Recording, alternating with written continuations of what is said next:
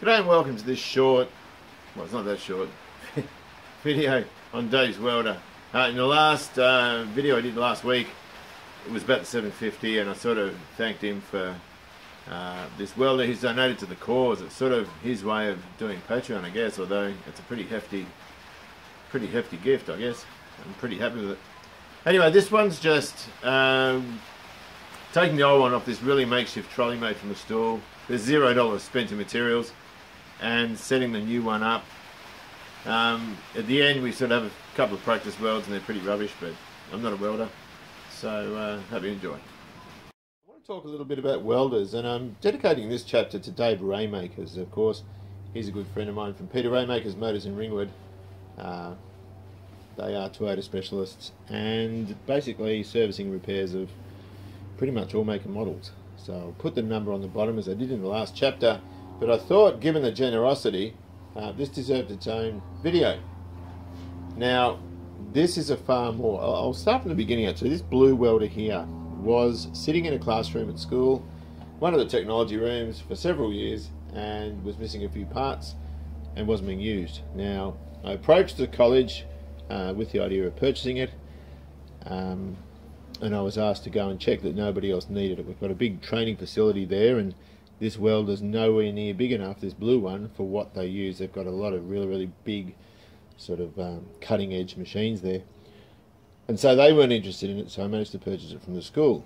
Now that is a 130 and it's gas or gasless. I've got gasless wire in it. Now the reason I did that and didn't use a cylinder on it, one, because I didn't want to hire a cylinder given the amount I would use it. So I went and bought gasless wire, which was rubbish, and was told that there are good gasless wires and there are terrible ones, and I'd purchased a $15 spool from local hardware and it was junk. So I bought a large spool of the good stuff, and it's been very good. That machine is very good for 1mm sheet stock panel repairs, basically, or rust repairs on vehicles, which is what I've pretty much used it for. It is going to be passed on to Andy Brook. I promised it to him, and he'll get a lot of good use out of it with his Fairmont GXL. He has a beautiful original one, and it needs some rust repair, so he'll get some use out of that.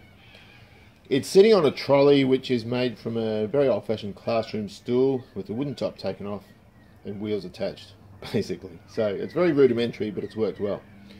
This red machine, I want to see if I can take it off.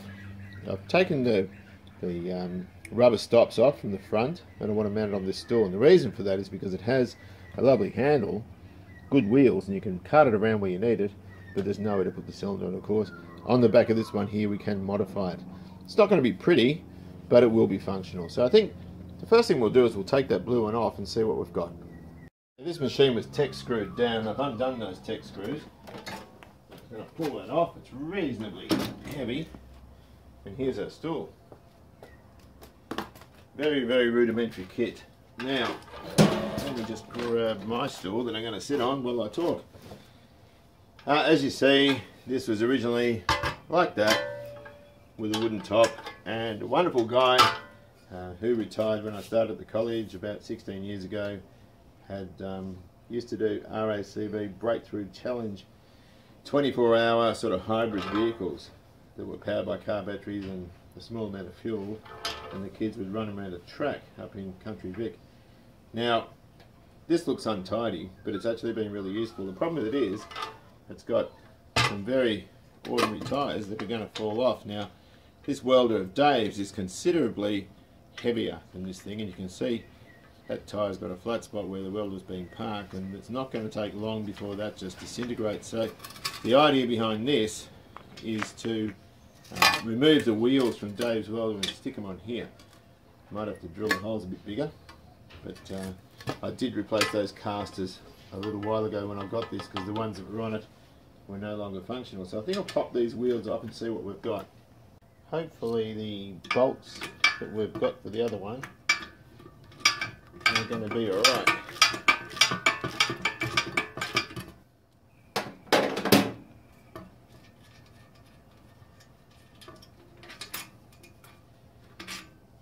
Alright, take the other side off. There we go.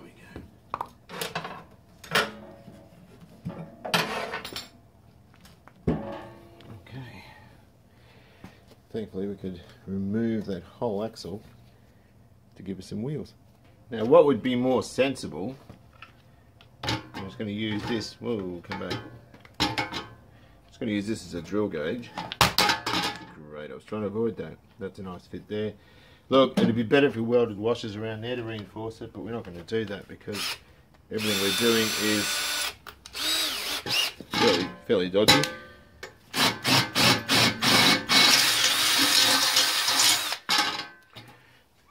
Undo the other side.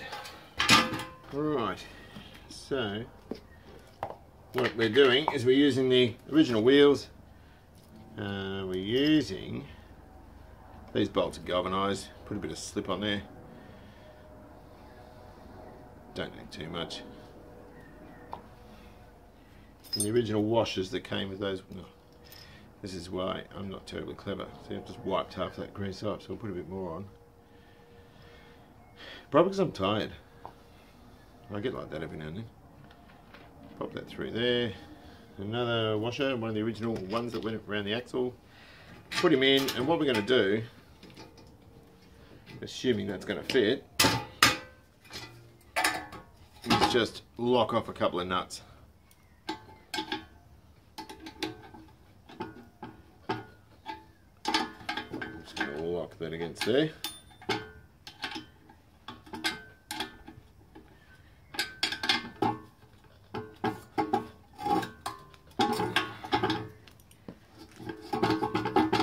Cool, we'll do the same to this side. Right, well straight away, that is a lot better than these. But you can probably poke these out. They're pretty well gone though. So anyway, that's cool. So we can flick him over. And it is head and shoulders better than it was. Put it around this way. Oh, it's heavy. This thing's heavy. I'll just pop him down. There's a couple of tabs to sort of stop it leaning too much, or at least stop it going out too much. So there's a few things we can look at. That looks to be sitting pretty well there.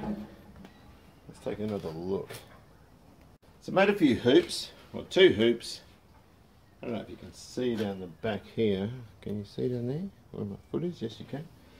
I reckon the best thing to do would be, where's my bike, to weld that in there like that. It gives room around the fan for cooling, even though I think the round cylinder wouldn't affect that too much. We'll just put a couple of struts there and there. I might pop that plastic cover up so I can weld it on both sides and then come in like that. Maybe somewhere else too, maybe here and down there, or whatever. But I think what we need to do is take some paint off there. I've also got this one here and some stands that I made that'll sort of sit it on the bottom, so the bottom can't move, the intermediate can't move, and I'll have a chain going to that eye there, and I reckon that'll work well. Right, so looking down here, we've got a good place to mount it. This has got like a fence around it to stop the thing getting out, but there's nothing to stop it lifting, so I figured if we use tabs there, weld them to the case, and of course we've got these, they're all scrap stuff, these little spaces, and that will sit against the body of the welder, and we can weld those tabs on. I'm just going to clean this bit off here so I can weld to it and bolt this up, and then I can tack it in place.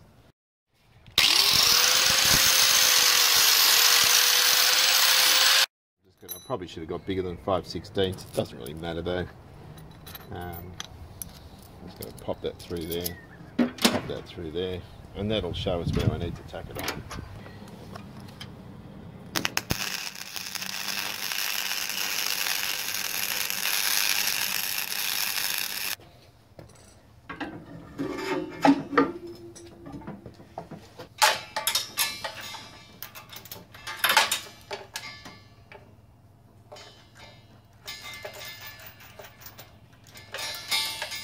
I'll just lock 2 nuts against each other so that can swivel,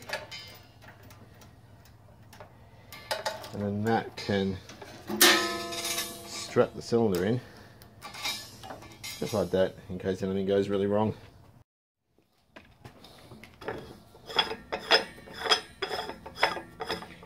apparently this was leaking. In there, way over there. There's an O-ring there, I'm not sure. I'll just put a bit of Teflon around the thing. I doubt it'll do anything, but you never know.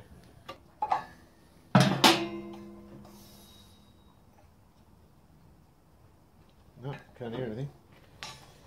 Now, hang on, how is it? Oh, hang on. Weather here's crazy, it's still winter. We had hail and all sorts of things. But look, it's turned into a gorgeous day. And that was like half an hour ago. That's a proper fuel line rated Jubilee clip, because the serrations on the outside don't extend into the hose. They sort of act as a cheese grater, these things. Now that's the wrong size, but for the moment beggars can't be choosers, and I need to learn how to use this thing. Oh, it pisses out. Tits on a bull, that's useless. Well, I found one with a bigger barb. Just see if it fits.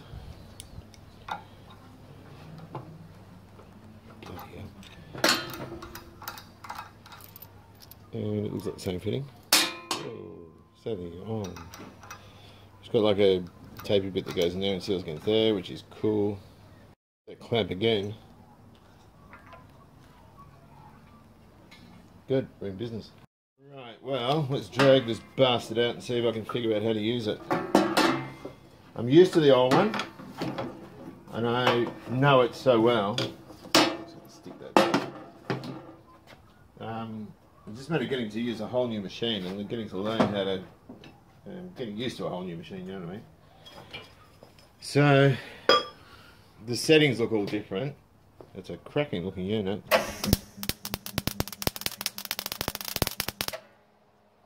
That's just sitting on top, so it's nowhere near powerful enough. Ramp it up a bit.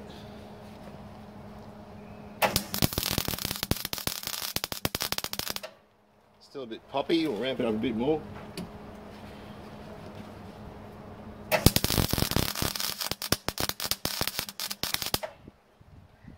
What are we doing? One more.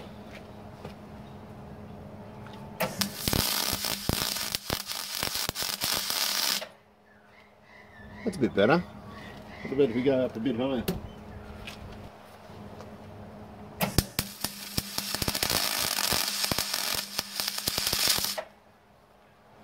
That's where the money is, I reckon. I want to go up higher. Just see what happens.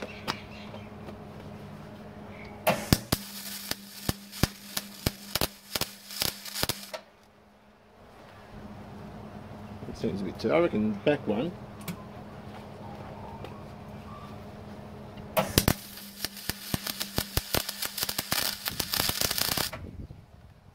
That seems to be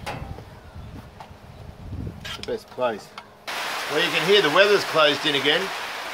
That's it for this one. You can see I'm not much of a welder. I've got lots of practice to get done before we finish the 350 frame. Almost done now. Everything's tacked in, ready to go. Some of the welds I've done are rubbish. I want to grind them back and sort of redo them. But the original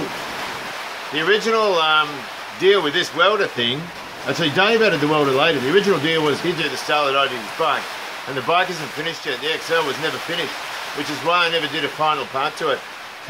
It's still got a noise in the engine. The carby's still pissing out with fuel. Got to fix that. And then he gets a good riding bike. That was the idea. I said to him at the start, we're aiming for a new bike. We got half there, or we got most of the way there. There's still that noise, which is really irritating. So he's got the engine out. He pulled out a week ago, waiting for me to come and collect it. And I've just got to go and pick it up. And I'll pull the top end off and I'll have another look. I think we're going to have to split cases and put another crank conrod kit in it. I think it's out, but or bent. So that's it for this one. Got my phone here. Got a text Andy Brook from the Ford Forum. He's I've given my SIG welder, my blue one, to him. Perfect for panel repairs on the XC, and of course Andy was instrumental in providing loads of parts for the XC as well. And so I always felt a bit indebted to him. So I'm going to text him now. In fact, I'll do it on the thing. And he can come and pick that up, or I'll go to him and we'll do a little tutorial or something. And basically that's it. So thanks very much for watching. Enjoy your classic and I'll see you around. I'm just going to finish this.